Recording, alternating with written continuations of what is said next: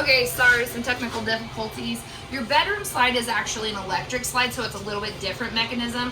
That one does have a memory on it, so just remember when you bring it all the way in to hold your button down a few extra seconds after it's all the way in, and then same when we move it all the way out, okay?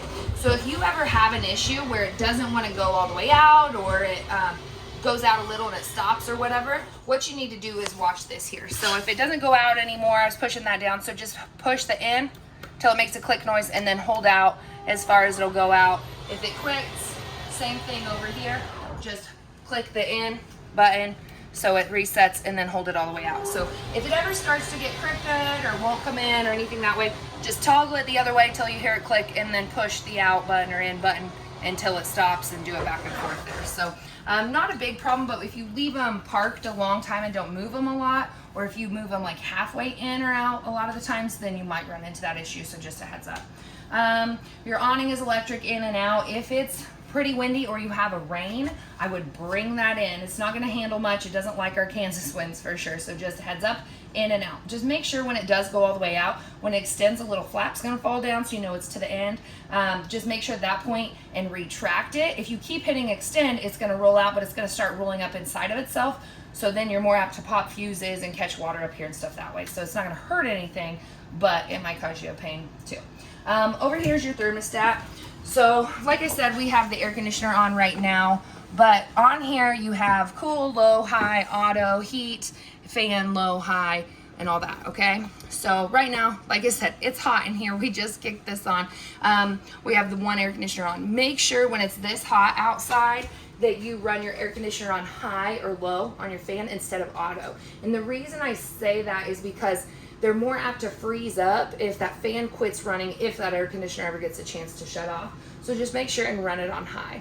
Also, this new air conditioner system is awesome, but that being said, these new covers, to me, for our Kansas heat, block too much air. So I don't know if you can see my hair moving. When I pulled this vent out here, it just blows a ton of air, and that's all the way from that other one in the back. So these vents are made to be able to catch it and move it and stuff that way. But to me, I like to be cold. So I actually just pop them off when it's this hot outside, and I'm hoping that at some point they'll make like a different style of vent cover we can put on here. So when it is this hot, it's not going to block as much air. But right now these are their own separate size. I have had some people actually like cut them off and stuff that way, but it's just as easy to pop them out if that doesn't bother you, and then you'll be really happy with your air conditioner system.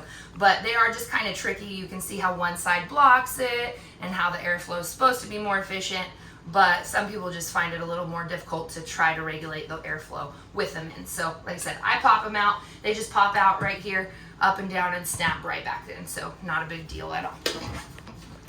So let's go to your bathroom.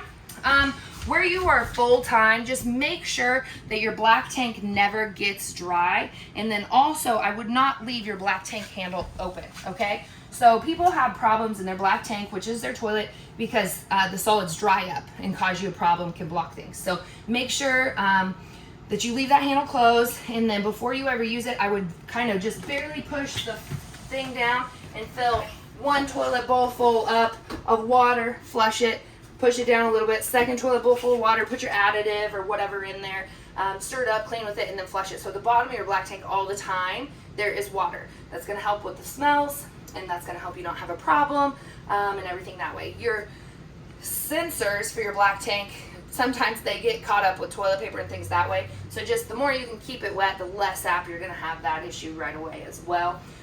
But just don't let it dry up, and do not use regular toilet paper. You need to use RV toilet paper, septic safe, and if you do use toilet paper in here, just plenty of water, okay, so it dissolves. Exact opposite if you don't have full dumps on your shower or your gray tanks, which is your kitchen sink.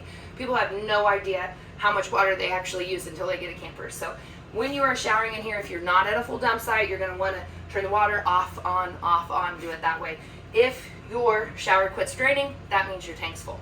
So you do have a GFI reset here. So if some of your plugins quit working, this is where you need to come reset it here, okay? And then just your light, pretty self-explanatory. So let's move down to the main area here in your kitchen. Right now, your fridge is super duper duper cold. It's here at 27 degrees. So it's kept up really nice. You can do mode on how cold it is and what you want it set at, and whatever else. That way you can shut it on and off and your set temp, so you can kind of play with it that way. On here, so if your refrigerator ever doesn't seem like it's as cold as it needs to be or something that way, make sure this little thing didn't fall off. There's your wire that's kind of like your thermostat in there. So check that, and make sure the doors are all the way shut. And that's pretty self-explanatory. If you do want it to run it on gas while you go down the road, then you need to make sure and light your stove before you try to run it on gas, or just make sure it lights on gas before you ever use it, okay? So you kind of come through and play with that a little bit that way. Oh, I made it mad, so I'll have them come reset this for you. Over here is your stove. Pretty self-explanatory. Turn it on high here, and then you spark it to light it. You can adjust your flame up and down right there. It lights up red when it's on, so that's kind of nice there. Sorry, I should have got water first. Microwave, self-explanatory. It is not a convection, even though it has metal in it, so just heads up. We got your measurements on your TV. It was like 48 across and sideways, but Gavin's going to send those to you. Just know that it does flip up here, so keep that in mind when you put the TV on here. And then you have this little extra hidden storage space back here, which is really cool. Man, I've been talking too much today. Ugh. Okay, so down here you have your radio. You have different zones here. So zone A is this, up and down is how you turn it off. Zone B, volume up and down. And zone C. So you could have, usually it's speakers inside and outside. Sometimes you have them in your bedroom, so I can go look in there and see. But you just play with the different zones and turn them off and on, and you can kind of tell where they are. It's all Bluetooth, pretty self-explanatory. Just hold it down, shut it off. On your fireplace, you can use it just for good looks, or you can use it for actual heat itself. I'm not going to leave it on too long because, like I said, we're adapted down to 110. But that's a nice little feature here. On your air conditioner here, if you open these, it pushes out here a little bit more. So if you want to cool it in here quicker, that's what a lot of people will do. These are your return air filters, so you can just wash those out. These blinds I love. I need for my house. 2 hands, and they just kind of stick to where you need them. Push lights here. On the couch, the top cushions come out, and then we just pull out from the middle, and then the back leans down. So pretty self-explanatory there, I believe. If you want to charge your phone while it's plugged in, that actually is a phone charger. And then underneath here you have lights, and you have massage and heat and all that fun stuff. So pretty cool. Extra lights here. A lot of people, when they travel, you can set these chairs down or leave them up, whatever you want to do. I never had a problem with mine and left them up, but if you're going on a long trip, not a bad idea to lay them down. This flips up here, but just a heads up, after it does come up here, just make sure and put it back down before you leave. So you have to put those things here. There you go. Locked it up there. Handyman helped me. And then to bring it back down, you just push here. Oops, stop. You have USB plug-ins and ports there. Those are all 12 volts. So that's kind of nice. You can use them when you're not plugged in. And then over here you have another GFI reset. So if some of your plug-ins don't work, just keep that in mind. So we're going to move to outside. Sorry for such a long video. Holler if you have any questions, but we'll see you soon.